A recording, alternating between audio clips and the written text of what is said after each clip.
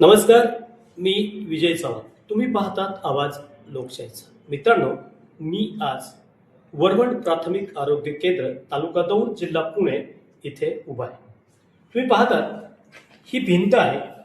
ही भिंत आहे जुन्या म्हणजेच काही वर्षापूर्वी बांधलेल्या प्राथमिक आरोग्य केंद्राची. आणि तुम्ही माझ्या उजव्या हाताची भिंत पाहता. वरचा भाग तोच आहे आणि खाली त्याला प्लास्टर केलेला आहे.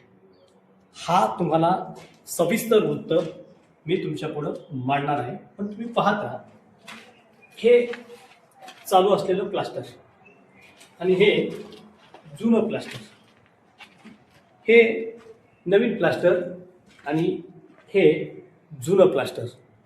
प्रश्न हा आहे, या भिंतींना फक्त टाके मारले जातात.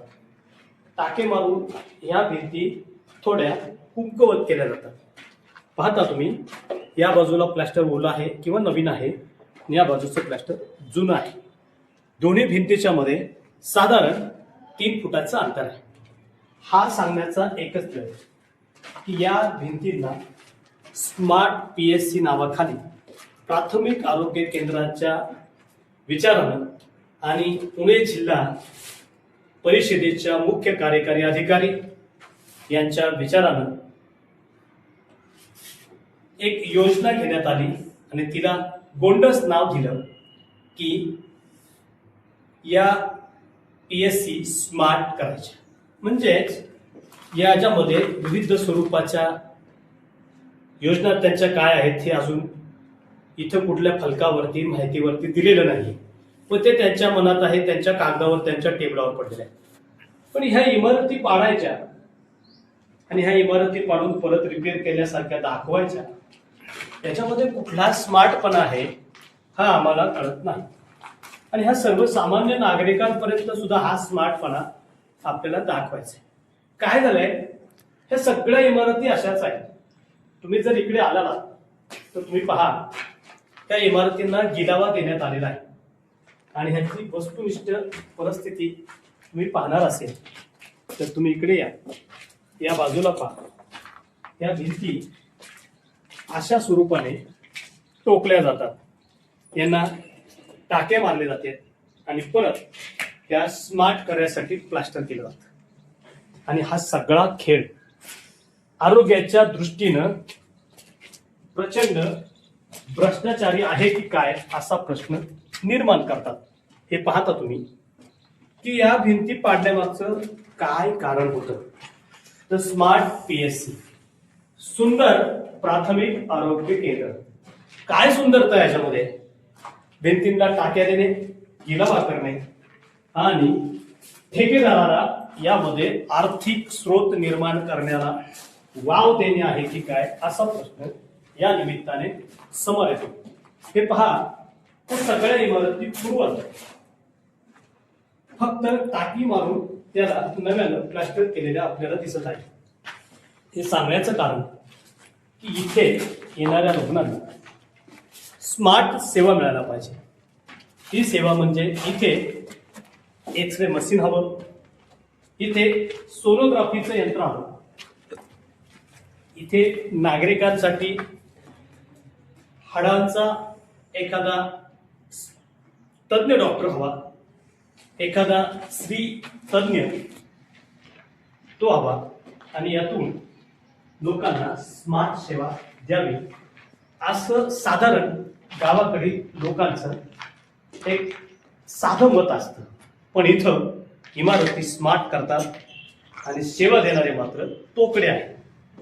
हे सांगण्याचं कारण, चांगल्या इमारतींना ठेकेदाराच्या भल्यासाठी पाडायच्या म्हणण्यापेक्षा थोड्याशा टाकी म्हणून खराब करायच्या आणि इथं ठेकेदारामार्फत भ्रष्टाचार करायचा की काय अशी शंका निर्माण होणारे काम करायचं ही पद्धत म्हणजे स्मार्ट PSC नव्हे. हे तालुक्यामध्ये यांनी अशा स्मार्ट PSC करण्यासाठी बरबट गावाबरोबर त्यांनी कुरकुम या गावाची सुद्धा निवड केलेली आहे. कुरकुम गावातल्या प्राथमिक आरोग्य केंद्रामध्ये सुद्धा सुंदर असणाऱ्या इमारतीला अशाच स्वरूपाने मोडतोड केली. तुम्ही पहा, प्राथमिक आरोग्य केंद्राचा हा एक वापरात येणारा कॉट टाईपचा टेबल आहे. इथूनल्या ठेकेदारांनी तो इथे वापरायसाठी काम करायसाठी घेतलेला आहे. ही सगळी अवस्था ही स्मार्ट सिटी सारखी स्मार्ट PSC सारखी आहे. तुम्ही पहा, या खाली ही फरशी आहे. ही पूर्वस्थ फरशी स्टाईल म्हणून आपण पाहतो, पण आता ह्याच्यावरती अजून कुठला स्मार्टपणा करणार आहे हा प्रश्न निवडचा विषय आहे. तुम्ही इकडे जर पाहिलं तर ह्या जुन्या इमारती आहेत. नवीन इमारतीला दिलेला गिलावा आणि जुन्या इमारतीचा असणारा हा प्लास्टरचा गिलावा, त्यामध्ये पाहिलं तर तसं काही फरक नाही. पण हा सर्व प्रकार स्मार्ट PSCच्या नावाखाली मोडतोड करणे आणि या लोकांना, ठेकेदारांना जगवण्याचं प्रामाणिकपणाने काम करायचे की काय असा प्रश्न यामुळे निर्माण झालेला आहे. इथे तुम्ही शेजारी जर पाहिलं, अलीकडच्या काळातच झालेली ही नवीन इमारत आहे. ह्या इमारतीची अवस्था सुद्धा अतिशय उत्तम आहे.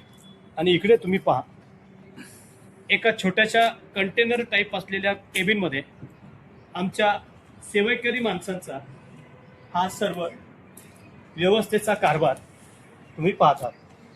काय आहे ते तर तिकडच्या चांगल्या इमारती पाडल्यामुळं इथे आमच्या भगिनी अशा एवढ्या छोट्या एका कंटेनरमध्ये असलेल्या ठिकाणी लॅब चालवतात. आणि ही लॅब म्हणजे इथल्या रुग्णांची स्मार्ट सेवा म्हणावी का, हा प्रश्न आता नागरिकांनो तुम्हाला विचाराधीन घेण्यासारखा आहे.